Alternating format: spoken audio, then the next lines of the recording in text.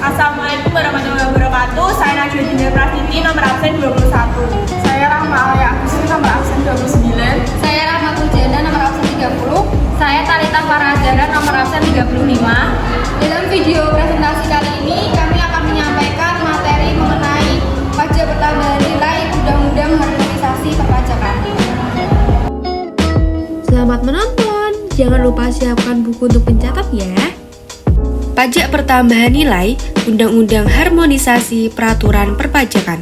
Latar belakang perubahan UU PPN diantaranya yang pertama ada si efisiensi PPN Indonesia 63,58%. Artinya Indonesia baru bisa mengumpulkan 63,58% dari total PPN yang seharusnya bisa dipungut untuk memperluas basis perpajakan dan tingginya tax expenditure. Perubahan UU PPN yang pertama mengubah beberapa ketentuan pada pasal 4A dan pasal 16B UU PPN, yaitu mengenai pengurangan objek dan fasilitas PPN. Yang kedua mengubah ketentuan pada pasal 7 UU PPN mengenai kenaikan tarif PPN. Yang ketiga menyisipkan pasal baru yaitu pasal 9A mengenai kemudahan dan kesederhanaan. Yang keempat, memperbaiki dan menghapus beberapa ketentuan pada pasal 9 mengenai pengkreditan pajak masukan. Dan yang kelima, menambah pasal baru yaitu pasal 16G mengenai pendelegasian wewenang. Pengurangan objek dan fasilitas PPN. Pengaturan kembali barang dan jasa yang dikecualikan dari pengetaan PPN meliputi beberapa objek PDRD. Pengurangan atas pengecualian dan fasilitas PPN diberikan agar lebih mencerminkan keadilan dan tepat sasaran, serta dengan tetap menjaga kepentingan masyarakat dan dunia usaha. Fasilitas pembebasan PPN bagi masyarakat berpenghasilan menengah dan kecil diberikan terhadap barang kebutuhan pokok, jasa kesehatan, jasa pendidikan, dan jasa sosial. Pengaturan kembali rincian kriteria fasilitas PPN semula terdapat 15 kriteria fasilitas PPN menjadi 10 kriteria fasilitas PPN. Pengaturan ini dimaksudkan untuk perluasan basis PPN dengan tetap mempertimbangkan asas keadilan, asas kemanfaatan, khususnya dalam memajukan kesejahteraan umum dan asas kepentingan nasional. Barang dan jasa tidak kena PPN, pada pasal 4A ayat 2 terdapat beberapa perubahan sebagai berikut. Bahwa barang X non BKP kebutuhan pokok diberikan fasilitas tidak dipungut atau dibebaskan dari pengenaan PPN yang diberikan secara selektif dan terbatas. Barang dan jasa tidak kena PPN, pasal 4A ayat 3 diubah.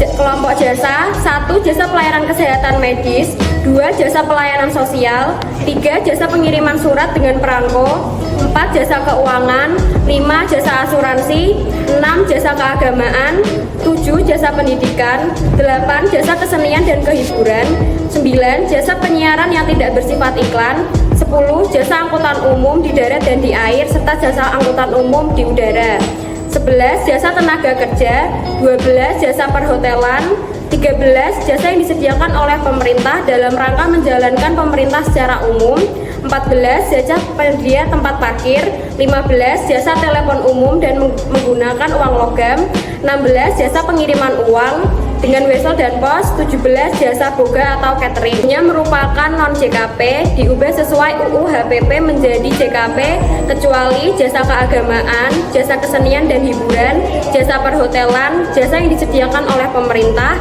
jasa penyedia tempat parkir, dan jasa boga atau catering. Fasilitas PPN pasal 16B ayat 1A baru. Ketentuan Undang-Undang Nomor 42 Tahun 2009 sebagaimana telah diubah Undang-Undang Nomor 11 Tahun 2020. Penjelasan pasal 16B. Poin A, mendorong ekspor yang merupakan prioritas nasional di tempat penimbunan berikat atau untuk mengembangkan wilayah dalam daerah pabean yang dibentuk khusus untuk masuk tersebut. Tidak dipungut, diubah sesuai ketentuan UU HPP menjadi mendorong ekspor dan hilirisasi industri yang merupakan prioritas nasional. Poin B, menampung kemungkinan perjanjian dengan negara atau negara lain dalam bidang perdagangan dan investasi, konvensi internasional yang telah diratifikasi, serta kelaziman internasional lainnya, dibebaskan berubah menjadi menampung kemungkinan perjanjian dengan negara atau negara lain dalam bidang perdagangan dan investasi, konvensi internasional yang telah diratifikasi, serta kelaziman internasional lainnya. Berikut ini adalah ketentuan-ketentuan lainnya. Fasilitas PPN pasal 16B ayat 1A bagian J mendukung tersedianya barang dan jasa tertentu yang bersifat strategis dalam rangka pembangunan nasional. antara lain yang pertama, barang kebutuhan pokok yang sangat dibutuhkan oleh rakyat.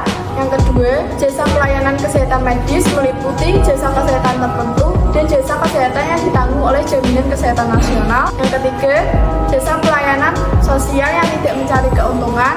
Yang keempat, jasa keuangan. Yang kelima, jasa asuransi. Yang keenam, jasa pendidikan. Yang ketujuh, jasa angkutan umum di darat dan di air serta jasa angkutan udara dalam negeri yang menjadi bagian tidak terpisahkan dari jasa angkutan luar negeri. Dan yang terakhir, jasa tenaga kerja. Kenaikan tarif PPN. Tarif PPN di Indonesia masih di bawah rata-rata tarif global negara OECD atau negara BRICS. Tarif PPN Indonesia juga masih di bawah tarif PPN negara-negara tetangga di Asia.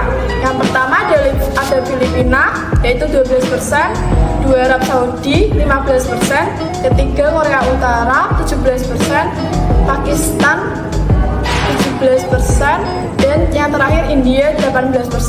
Kenaikan tarif PPN ini bertahap dari 10% menjadi 11% dan kemudian akan naik menjadi 12%. Hal ini ditujukan untuk meningkatkan penerimaan negara dalam memenuhi kebutuhan masyarakat saat ini, yaitu dalam rangka untuk mengatasi dampak pandemi COVID-19 dalam bentuk vaksin, bantuan sosial, dan lain sebagainya.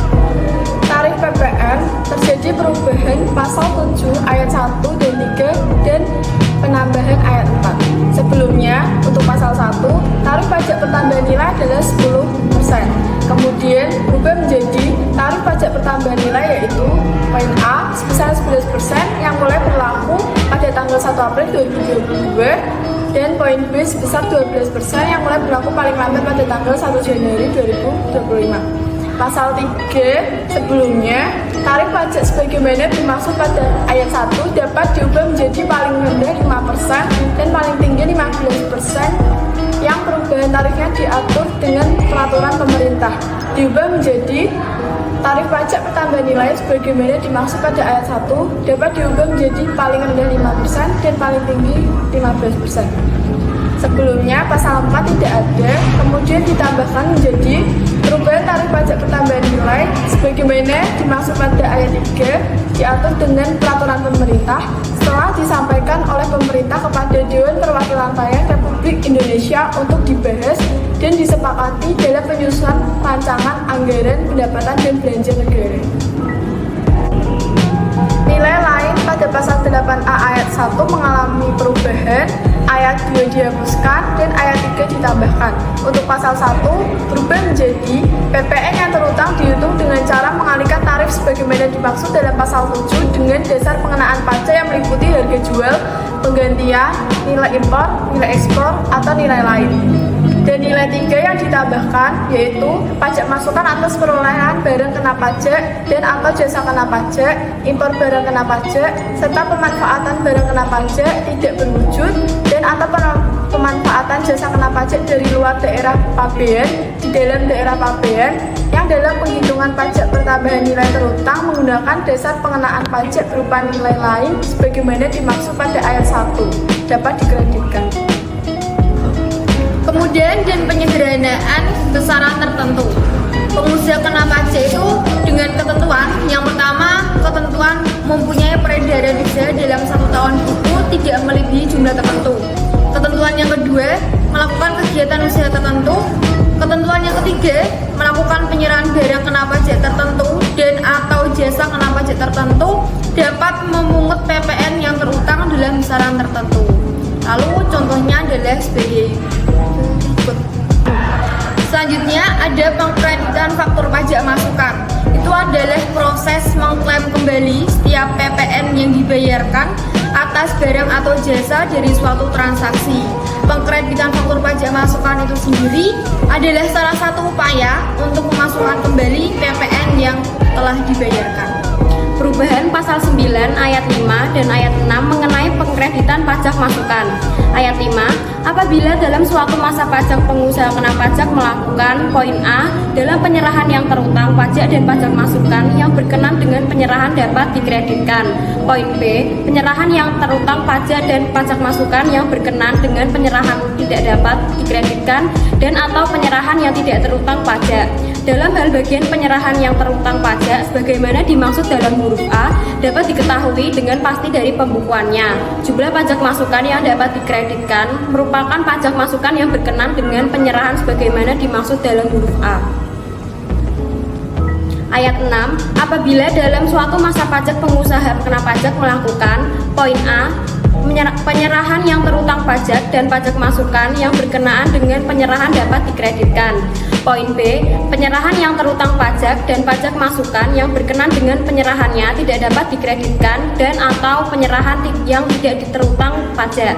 Sedangkan pajak masukan sehubungan dengan penyerahan yang terutang pajak sebagaimana dimaksud dalam huruf A tidak dapat diketahui dengan pasti. Jumlah pajak masukan yang dapat dikreditkan dihitung dengan menggunakan pedoman pengkreditan pajak masukan. Pasal 9 ayat 8 diubah menjadi pada dasarnya pajak masukan dapat dikreditkan dengan pajak keluaran. Akan tetapi untuk pengeluaran atas perolehan BKP atau JKP yang tidak mempunyai hubungan langsung dengan kegiatan usaha, pasal 9 ayat 8 huruf B, pajak masukannya tidak dapat dikreditkan atau yang dimaksud dengan pengeluaran yang langsung berhubungan dengan kegiatan usaha itu adalah pengeluaran untuk kegiatan produksi, distribusi, pemasaran, dan manajemen. Terdapat beberapa penambahan pada pasal 16G mengenai pendelegasian wewenang. Hal ini diatur dalam Peraturan Menteri Keuangan dengan ketentuan sebagai berikut.